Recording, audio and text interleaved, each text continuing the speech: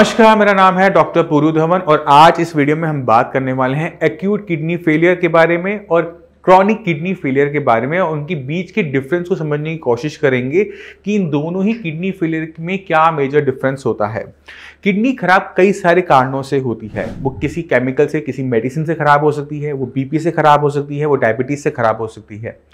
मगर सबसे बड़ा डिफरेंस क्या होता है, जब किडनी धीरे धीरे खराब होती है उसको हम क्रॉनिक किडनी फेलियर कहते हैं। जहां पे किडनी एकदम झटके से काम करना बंद कर देती है उसको हम कहते हैं एक्यूट किडनी फेलियर या एक्यूट किडनी इंजरी कहा जाता है। जब कभी आपकी किडनी एकदम काम करना बंद कर देती है तो हम क्या देखते हैं कि क्रिएटिनिन लेवल, यूरिया लेवल जो पिछले हफ्ते बिल्कुल नॉर्मल थे, आज वो सीधा ही 10, 11, 12 तक पहुंच जाते हैं। यानी बहुत कम छोटे टाइम स्पैन के अंदर किडनी का फंक्शन पूरा खत्म हो जाना, इसे कहा जाता है एक्यूट किडनी फेलियर। इसके पीछे सबसे बड़े कारण देखे जाते हैं वो है केमिकल। ये केमिकल के किसी भी टाइप का हो सकता है। आप कोई दर्द की गोली खाते हैं, आपको कहीं दर्द हो रहा था, आप केमिस्ट पर जाते हैं, आपको वो गोली देते हैं, गोली आपको सूट नहीं करती। उसके साइड इफेक्ट में क्या होता है कि किडनी एकदम झटके से काम करना बंद कर देती है। आपको 2-4 दिन के बाद स्वेलिंग आना शुरू हो जाती है, आपके घबराहट होनी शुरू हो जाती है, वीकनेस होनी शुरू हो जाती है। आप डॉक्टर के पास जाते हो, डॉक्टर आपको KFT कहता है और उसमें क्रिएटिनिन लेवल बड़ा हुआ आता है, मगर आपने पिछले महीने तो अपना KFT करवाया था, वो तो बिल्कुल नॉर्मल था। तो ऐसी कंडीशन जहां पे किसी मेडिसिन की वजह से किडनी तेजी से खराब हुई, एक्यूट किडनी इंजरी या एक्यूट किडनी फेलियर पहला। इसी तरह से दूसरा सबसे बड़ा कारण हमें जो देखने को मिलता है एक्यूट किडनी फेलियर के अंदर वो होती है कंट्रास्ट इंक। इस कंट्रास्ट इंक को बहुत सारे इन्वेस्टिगेशन टेस्ट में यूज किया जाता है। जैसे जब आप CT स्कैन करवाने जाते हैं तो वहां पर 2 टेस्ट होते हैं, एक होता है प्लेन CT, एक होता है कंट्रास्ट CT। अब जब हम CT स्कैन करवा रहे हैं अपनी बॉडी का, अपने लंग्स का, कहीं का भी हम करवा रहे हैं, अगर हम उससे कंट्रास्ट करवा रहे होते हैं तो कंट्रास्ट CT स्कैन से पहले आपका KFT जरूर चेक किया जाता है कि आपकी किडनी ठीक है या नहीं है। अगर आपकी किडनी ठीक भी है और आप कंट्रास्ट इंक ले लेते हैं, जरूरी है, मजबूरी है, तो कुछ केसेस के अंदर, कॉम्प्लिकेशन के अंदर हमें क्या देखने को मिलता है कि उस इंक की वजह से, उस केमिकल की वजह से किडनी ने एकदम काम करना बंद कर दिया। इसी वजह से हमने पहले टेस्ट करवाया था चेक करने की किडनी ओके है या नहीं है। ओके होने के बावजूद भी इंक के साइड इफेक्ट से ये हमें दिक्कत देखने को मिली, क्योंकि जो कंट्रास्ट इंक होती है ये आयोडीन का रेडियो आइसोटोप होता है। कभी कभार नुकसान दे देता है, सबको नहीं देता, कुछ पेशेंट में देता है। तो ऐसे केसेस में क्या देखते हैं कि आपने इंक ली और आपको क्या देखने को मिला कि किडनी ने एकदम काम करना बंद कर दिया। 2-4 दिन के अंदर आपकी बॉडी में बहुत सारे सिम्टम इकट्ठे होने शुरू हो गए और हमें टेस्ट करवाने के बाद लगता है कि किडनी ने काम करना पूरी तरह से बंद कर दिया। तो ये जो कंडीशन होती है जहां पे किडनी बहुत तेजी से किसी मेडिसिन या किसी केमिकल की वजह से खराब हुई, इसे हम एक्यूट किडनी इंजरी या एक्यूट किडनी फेलियर कहते हैं। दूसरा कारण होता है वो है क्रॉनिक किडनी फेलियर, जहां पे क्रॉनिक यानी धीरे धीरे होने वाला, लंबा चलने वाला, जिसमें टाइम बहुत ज्यादा लगता है। अगर आपकी किडनी बीपी से खराब हो रही है तो बीपी से कभी किडनी एक दिन में खराब नहीं होती, उसे बहुत लंबा टाइम लगता है, कभी 2 साल, 3 साल, 4 साल। कि 3-4 साल से आपका बीपी जो कॉन्टिन्यूसली हाई बना हुआ था वो रोज थोड़ा थोड़ा नुकसान किडनी को करता रहा और धीरे धीरे ये नुकसान इतना बड़ा हो गया कि क्रिएटिनिन लेवल, यूरिया लेवल आपके शरीर में इकट्ठे होने शुरू हो गए और वो बढ़ने शुरू हो गए। इसी तरह से अगर डायबिटीज से आपकी किडनी भी खराब हो रही है धीरे धीरे, तो हम इसे क्रॉनिक किडनी फेलियर कहते हैं। IgA नेफ्रोपैथी, पॉलीसिस्टिक किडनी, ये सारे के सारे टाइप हैं किसके? क्रॉनिक किडनी फेलियर के, जहां पे किडनी धीरे धीरे खराब होती है, धीरे धीरे क्रिएटिनिन लेवल बढ़ता है, जो कुछ महीनों से कुछ साल तक का टाइम लेता है।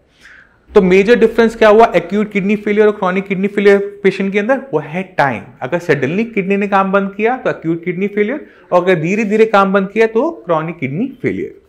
अब एक और कंडीशन होती है वो है acute on chronic kidney disease, यानी आपकी किडनी पहले धीरे धीरे खराब हो रही थी, क्रिएटिनिन आपका पिछले महीने 4 था, ठीक है, मगर आज देखते हैं वो सीधा की सीधा 11-12 पहुंचा हुआ है, यानी 4 से 12 बहुत कम टाइम में गया।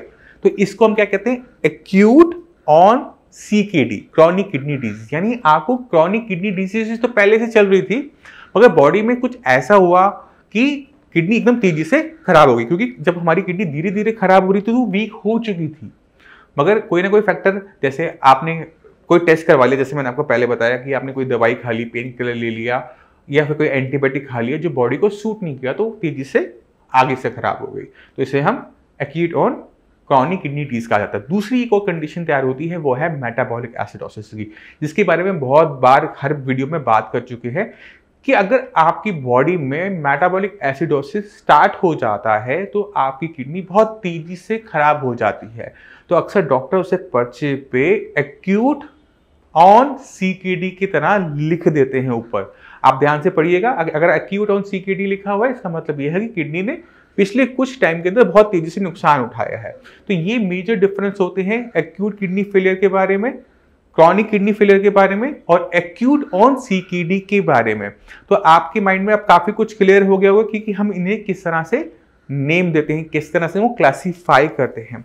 अगर आप किडनी फेलियर के पेशेंट हैं, क्रिएटिनिन आपका बढ़ रहा है, यूरिया आपका बढ़ रहा है, तो आपको संभलने की जरूरत होती है, क्योंकि जैसे जैसे क्रिएटिनिन बढ़ेगा, यूरिया बढ़ेगा, आपकी बॉडी में सिम्टम्स आने शुरू होंगे और ये सिम्टम्स आपको बीमार और बीमार और बीमार करते चले जाते हैं। और अगर इनका ध्यान ना रखा जाए तो पेशेंट को डायलिसिस या ट्रांसप्लांट की तरफ जाना पड़ता है, जहां पर हमारी एज बहुत कम हो जाती है, लाइफ एक्सपेक्टेंसी बहुत शॉर्ट हो जाती है।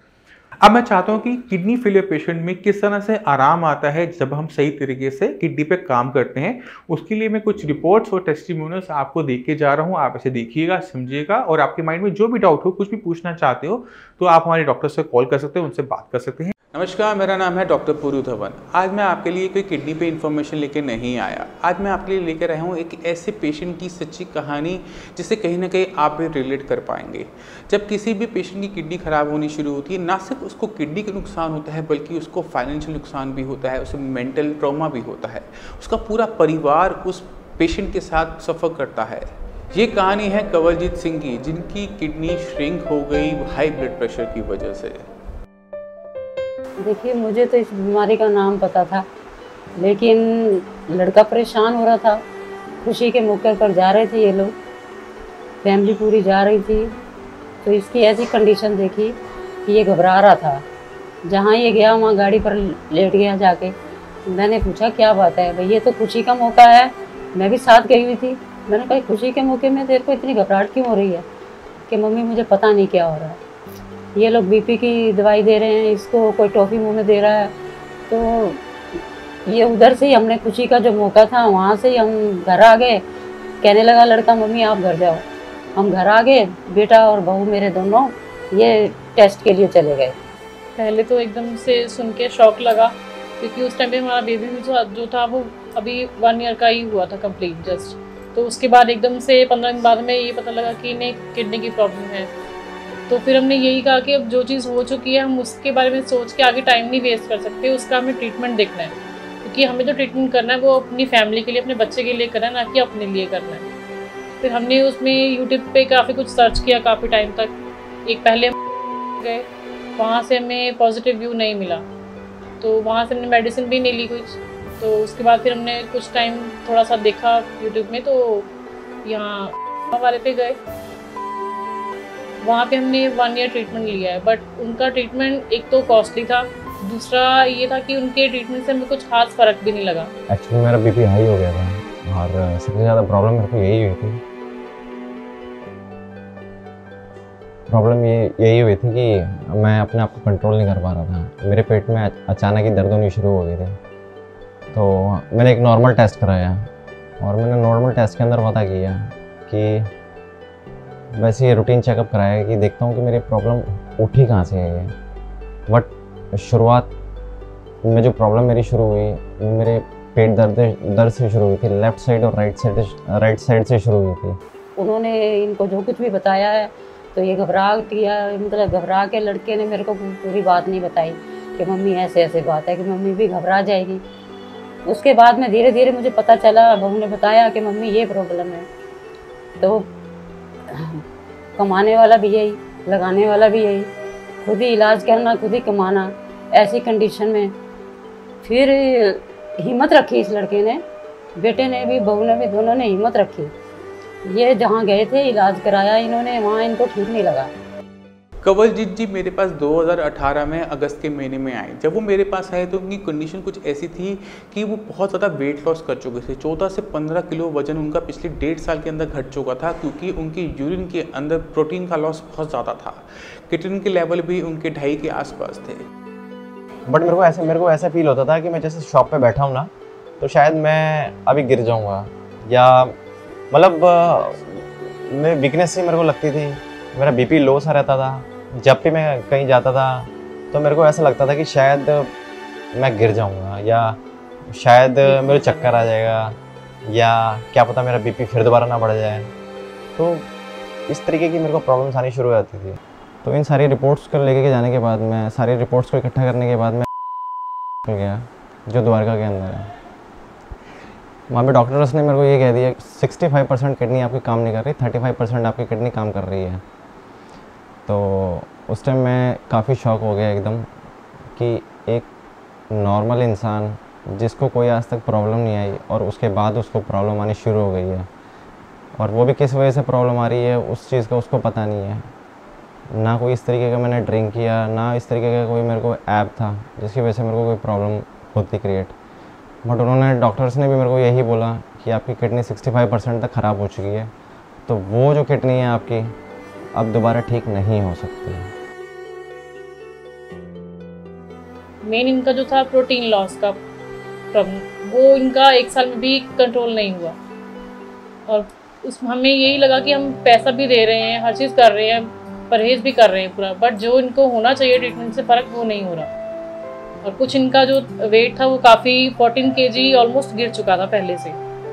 उसकी वजह से जो फिर हमने डॉक्टर चेंज करने की सोची, तो हम यहाँ साई संजीवनी में गए पुरु सर के पास। उनका भी हमने यूट्यूब पे वीडियो ही देखा था, तो वहाँ से हमने एड्रेस लेके पुरु सर के पास गए। तो उनसे हमने बातचीत, जो फर्स्ट मीटिंग हमारी हुई थी, उसी में हमें लगा कि हाँ, कि जैसे जिस वे में वो बात करते हैं काफ़ी फैमिलियर लगता है। तो उन्हें हमने अपनी सारी प्रॉब्लम बताई कि हमने क्या क्या 1 साल में किया है सर्वाइव। तो उसके बाद फिर उन्होंने हमें ट्रीटमेंट बताया कि आप जो है आपका क्रेटिनाइन है वो कोई इतना ज़्यादा नहीं है, आप ठीक हो जाओगे। तो जैसे जैसे हमारा ट्रीटमेंट आगे बढ़ता रहा, 6 to 7 मंथ अभी हो चुके हैं, बट उन्हें 3 to 4 मंथ में प्रोटीन लॉस इनका पूरा कम्प्लीटली कंट्रोल हुआ है। अभी भी 3 to 4 मंथ हो चुके हैं जो नील आ रहा है इनका बिल्कुल। कंवलजीत जी की जब हमने रिपोर्ट्स देखी तो उनका क्रेटिनिन लेवल 2.5 के आसपास था, मगर उनका यूरिन की थ्रू प्रोटीन लॉस कुछ ज़रूरत से ज़्यादा ही हो रहा था। तो हमारा टारगेट पहले क्रेटिनिन ना होकर उनका वो प्रोटीन लॉस था जो उनकी बॉडी को बहुत ज़्यादा कमज़ोर बनाए जा रहा था। साई संजीवनी का सबसे बेस्ट पार्ट मेरे को ये लगा कि उन्होंने मेरे अगेंस्ट जाके सारे काम किए। अब वो अगेंस्ट क्या था मेरे अगेंस्ट से, कि जितने भी डॉक्टर अभी तक मेरे को मिले थे उन्होंने सबने मेरे को बोला था कि आपको प्रोटीन बंद करना है, प्रोटीन बंद करना है, एग नहीं खाने, आपको रेड मीट नहीं खाना, आपको प्रोटीन कुछ भी प्रोटीन नहीं लेना। बट साई संजीवनी ने, मैं जाके मेरे को एक ही चीज़ का डॉक्टर पुरु सर ने मेरे को बोला कि आगे कुआं है और पीछे खाई है, तू आगे जाएगा तो मरेगा, पीछे जाएगा तो मरेगा। तो उन्होंने कहा कि मैंने पूछा कि करूँ तो क्या करूँ। कह रहे तेरे को पहले मैं कुएं की तरफ लेके चलता हूँ। मैं कहा चलो चलते हैं, कुएं की तरफ ही चलते हैं। अब हुआ क्या कि उन्होंने कहा कि मैं तेरे को प्रोटीन दूंगा, पहले मैं तेरे को तेरा इम्यून सिस्टम बढ़ाऊंगा, उसके बाद आगे की कार्रवाई होगी। अगर कंवलजीत जी उस टाइम में हमारे पास ना आए होते और उनका बीपी को सबसे पहले कंट्रोल ना किया गया होता तो शायद उनकी कंडीशन और डे बाय डे वर्स होती चली जाती, क्योंकि किडनी फेल हुई बीपी की वजह से। अगर हम कोई भी किडनी फेलियर का पेशेंट चाहता है अपनी किडनी को बचाना, तो सबसे पहला काम क्या होता है कि किडनी फेल होने का जो पीछे कारण है उस पर काम करना। तो वही हमने सबसे पहले किया। कंवलजीत जी का जो ब्लड प्रेशर है उसे कंट्रोल में लेकर आए, और जैसे ही ब्लड प्रेशर कंट्रोल में आया, यूरिन के अंदर जो प्रोटीन आ रहा था वो कम हो गया, क्योंकि किडनी के अंदर जो नुकसान हो रहा था वो भी बंद हो गया। मेन ये है कि हौसला बहुत दिया है इन्होंने कि नहीं आपको कुछ नहीं है, आप ठीक हो। एक डॉक्टर तो साफ बोलता है ना कि नहीं आपको ये होगा, कुछ नहीं है इसका इलाज, लेकिन इन्होंने ऐसा नहीं बोला। इन्होंने हौसला बहुत दिया मेरे लड़कों को। उस हौसले की वजह से आज मेरा लड़का इस जगह पर है, जो कि आज एक कमा भी रहा है और अपने घर को भी चला रहा है। स्टार्टिंग से ये सोचा था मैंने, ये स्टार्टिंग से सोचा था कि अगर कोई ऐसी प्रॉब्लम ज़्यादा निकलती है तो उसका इलाज भी खुद ही अपने पास ही होना चाहिए। क्योंकि कमाने वाले भी हम खुद ही हैं घर में।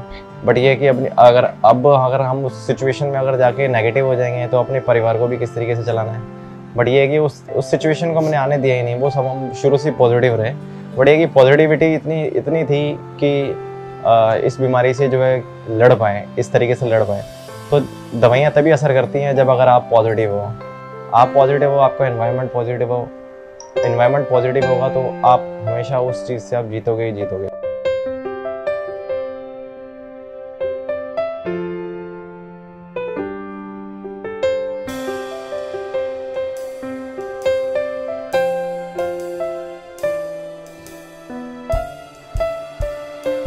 जब भी कोई प्रॉब्लम्स आती है ना किडनी की, तो इस तरीके से ही रोया जाता है, क्योंकि एकदम से कभी तो जब शॉक लगता है तब भी रोया जाता है, और जब ठीक होते हैं तब भी रोया जाता है। तो यही प्रॉब्लम जो सॉल्व की है ये साई